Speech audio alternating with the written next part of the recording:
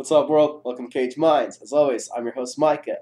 We're here today to talk about Bellator 54, tell you how our predictions did, run down the action. We'll get right to it. The first fight was Zach Fun-Size Makovsky in a Bellator super fight.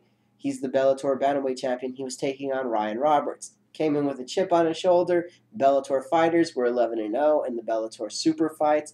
Not wanting to be the first person to let the team down. Came in, big chip on his shoulder. Ryan Roberts taking on a Bellator champion. It's a high level of MMA. It's a big spot for him. What was he going to be able to do? We had predicted he was going to lose a unanimous decision victory. Makovsky came in, looked vastly improved from the last time we had seen him winning that bantamweight tournament. Came in, showed improved stand-up, good use of his leg kicks, good use of using his strikes to set up his takedown, achieve the takedown, got the fight to the ground where he would eventually win it, hopping with that takedown from in the guard over to side control into a north-south position, snaking his arm through and sneaking in, locking down a north-south choke, ending the night of Ryan Roberts with about 12 seconds left in the first round. Very impressive for Zach Makovsky, one right prediction for us, an even better fight than we thought it would be.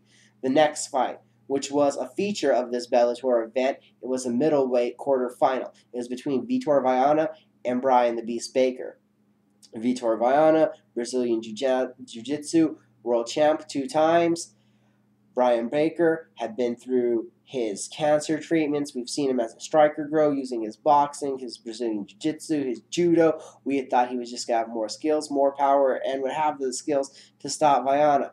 We had him definitely ahead in the stand-up. So did he himself. He came in the fight way too cocky, swinging away wildly. Vitor Viana, again, we're talking about Bellator. It's a high level of mixed martial arts.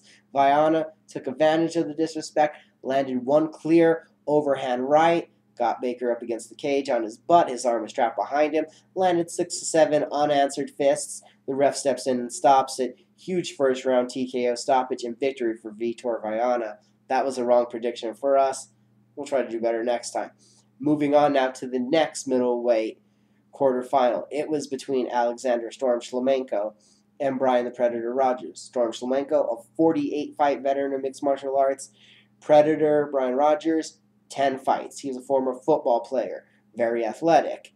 As for Shlemenko, more the fighter. He says he does it for pure strikers everywhere, but he's well-rounded himself out with his defensive wrestling abilities and his submission abilities to be able to keep the fight standing. We thought this one would be fast and furious. Rogers is athletic, explosive, and ends fights in the first round. We had thought we would see a later TKO or unanimous decision victory for Shlemenko, thinking that he would just wear on Rogers using his unexperience, try to just weather the storm from a young, excitable athlete. Shlemenko did all that, lasted through the first round. It was a striking battle all the way to the second, where he started to pick Rogers apart with fists, knees, blowing up the jaw, landing 6-7 unanswered straight punches, knocking Brian Rogers out on his feet, put him down. A TKO in the second round. Very impressive for Alexander Storm Shlemenko. So we know Shlemenko Viana middleweight finals, Bellator Season 5. The last fight that we're going to talk about that happened on Bellator 54 was Rene Nazare versus Jacob Kirwan. Winner of this most likely would get into a Bellator Season 6 lightweight tournament. A lot of riches, a lot of motivation to motivate both of these fighters for this. You're into the next tournament. Nazare was 3-0 in Bellator, Brazilian Jiu-Jitsu black belt, 3rd degree, a world champion. Kirwan, a hard-nosed wrestler, fighting out of a Maryland, Pennsylvania-based group. So we knew we were going to have grappler versus grappler. Hope to nullify it, hope to see a striking battle. That didn't happen. Nazare won the first round, got taken down, but used a beautiful slick transition to attain top control, won that round. The next 2 rounds, Jacob Kirwan corrected his mistakes in his wrestling game, used the takedowns, got in a half guard, stayed in the half guard.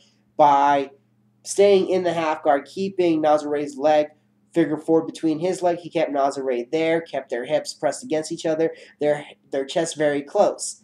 This was a grappler's exhibition. It wasn't an exciting mixed martial arts contest. I wouldn't even really call it a fight. But the winner of the mixed martial arts bout was Jacob Kirwan. It was a wrong prediction for us. There was a lack of a fight for my liking, though. So for all around throughout that event, my predictions, we went 2-2. Again, like I said, I'll try to do better next time for you.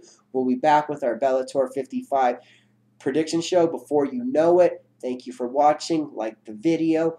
Follow us on Twitter and Facebook. Have a good day.